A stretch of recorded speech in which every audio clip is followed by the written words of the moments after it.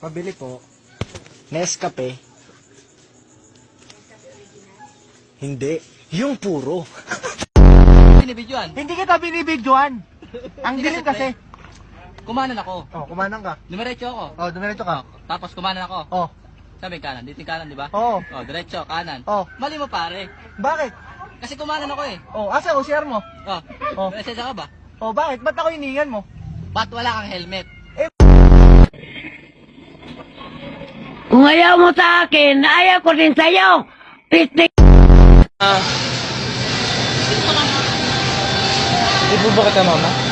Ay, Bakit nga ba mahalaga ang asignaturang Pilipino sa atin?